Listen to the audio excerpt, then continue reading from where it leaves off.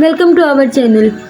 ولید، یہ کھیل تو ہماری سوچ سے بھی زیادہ خطرناک ہے۔ پلیز کچھ کرو، مجھے نہیں کھیلنا یہ کھیل، میری کسی طرح اس سے جان چھڑوا دو، ارم نے روتے ہوئے کہا۔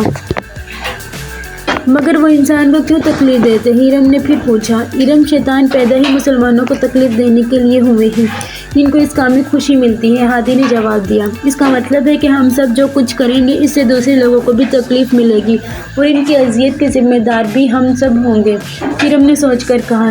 یار ہادی، کچھ کرو اس مصیبت سے چھٹکارا حاصل کرنے کے لیے، ورنہ مجھے لگتا ہے کہ ہم سب اس کھیل میں مارے جائیں گے، ارم نے ہادی کی طرف امید بھری نظروں سے دیکھتے ہوئے کہا۔ ارم، شیطان کا کام ہی انسان کو تکلیف دینا، اور ہم سب سے جو کروا رہے ہیں اس کے ذریعے بھی انسانوں کو تکلیف ہی پہنچائیں گے۔ اس کا مطلب ہے کہ ہم سب بھی رفتہ رفتہ انسان سے شیطان بن رہے ہیں، ہادی نے پھر سے انکشاف کیا۔ ہادی، انسانوں کو خون وہ کیا کریں گے؟ ارم نے پوچھا۔ پتہ نہیں، پر کوئی اچھا کام تو نہیں کریں گے۔ میں بتانا بھول گئی کہ میں نے جن لڑکیوں کے بال کاٹے تھے وہ عجیب و غریب بیماریوں میں مبتلا ہو گئی ہیں۔ وہ جو سیکشن 8 کی مرہم تھی وہ تو آج اسکول بھی نہیں آئی، اس کی بہن بتا رہی تھی کہ اسے مرگی جیسے دورے پڑ رہے ہیں، ارم نے انکشاف کیا۔ او مائی گاڈ یار، اس کا مطلب ہے کہ ان شیطانوں نے لازمی ان لوگوں کے بالوں پر کوئی جادو وغیرہ کا شیطانی عمل کیا ہے، سمیر نے پریشان ہوتے ہوئے کہا۔ اور سب سے دکھ کی بات یہ ہے کہ ان سب لوگوں کی تکلیف کے ذمہ دار ہم ہیں، ہادی نے بجھے ہوئے لہجے میں کہا۔ یار ایک اور بات مجھے پتہ چلی ہے کہ میری کزن ہے وردہ، وہ گھر سے باہر نکلتے ہوئے اسکارف سے سر ڈھانپتی ہے، اس کی دادی نے اس پر یہ سکھایا ہے، اس کی وجہ سے سب اس کا مذاق اڑاتے ہیں، مگر حیرت کی بات یہ ہے کہ اسے کچھ نہیں ہوا، وہ بالکل ٹھیک ہے، ارم نے انکشاف کیا۔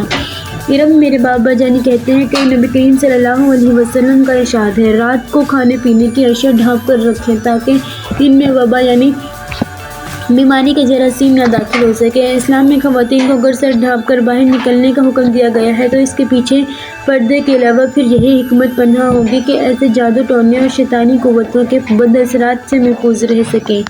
وردہ چونکہ اس بات پر عمل کرتی رہی اس لیے وہ محفوظ رہی، ہادی نے اندازہ لگاتے ہوئے کہا۔ لیکن ہادی، وہ گھر میں تو سر سے دوپٹہ اتارتی ہے، ہر وقت تو سر ڈھانپ کے نہیں رکھتی، ارم نے پوچھا۔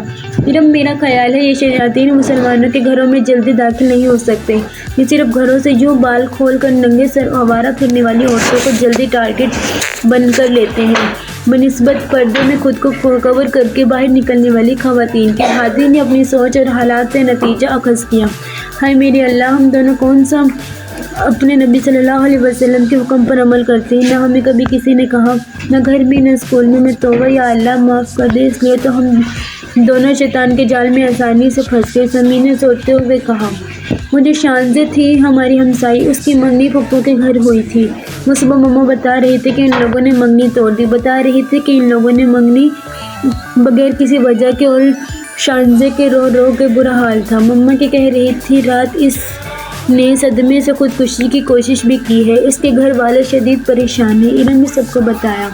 بولے، تم لوگوں نے جن لڑکوں کے بال کاٹے تھے ان کا کیا حال ہے، سمیر نے پوچھا۔ ارم، خدا کے واسطے چپ کر جاؤ، بند کرو یہ ٹاپک، مجھے عجیب وحشت ہونے لگی ہے، مجھے میں ہمت نہیں ہے کسی کے بارے میں جاننے کی، صبح اسکول آ کر علی کے بارے میں پتہ چلا تھا کہ اس کا رات ایکسیڈنٹ ہو گیا اور اس کے دونوں ٹانگیں ٹوٹ گئی، باقی کا مجھے نہیں پتا، اور جب سے مجھے پتہ چلا ہے مجھے یوں لگ رہا ہے کہ میں اس کے ایکسیڈنٹ کا ذمہ دار ہوں، عجیب احساس جرم اور شرمندگی مجھے محسوس ہو رہا ہے، اس لیے اب خاموش ہو جاؤ، کوئی اس بارے میں کچھ نہ کہے، ولید نے سر پکڑتے ہوئے کہا۔ یار ساری باتیں چھوڑو، اب اس نئے ٹاسک پر کام شروع کرو ورنہ جان بچانی مشکل ہو جائے گی، ارم نے سب کو یاد دلایا۔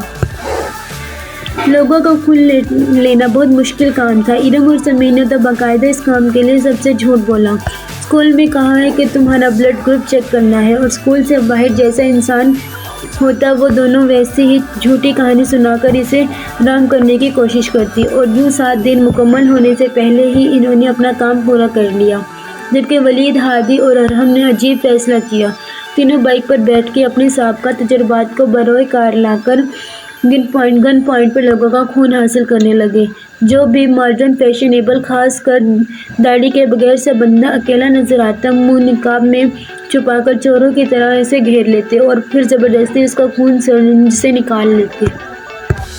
اس طرح وہ بھی مقررہ دن سے پہلے ہی اپنا کام مکمل کرنے میں کامیاب ہو گئے اور اب سب مقررہ وقت پر اسی جگہ کھڑے ہو کر اس شیطانی کتاب کا انتظار کر رہے تھے۔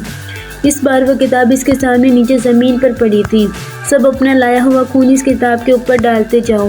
کتاب سے آواز سنائی دی۔ سب نے آگے بڑھ کر باری باری وہ خون شیشی کھول کر اس کے اوپر ڈالنا شروع کیا۔ خون کا ایک قطرہ بھی نیچے نہیں گرا تھا۔ یوں لگ رہا تھا یہ کتاب خون پی رہی ہے۔ آخری باری ارحم کی تھی۔ ارحم کے خون ڈالتے ہی وہ کتاب خود بخود بند ہو گئی اور اس کے ساتھ ہی فضا میں ہزاروں کی تعداد میں چیل، کوے اور چمگادڑیں ان کو ارد گرد چکر کاٹنے لگے۔ وہ سب ڈر کے ایک دوسرے کے نزدیک ہو گئے اور اس کے ساتھ ہی وہ شیطانی کتاب ان کے سروں پر چکر کاٹنے کے بعد ان کے سامنے ہوا میں معلق کھڑی تھی۔ کتاب کھلی اور اس کے درمیان میں سے ایک انتہائی بدصورت اور کری صورت ضربت آمد ہوا۔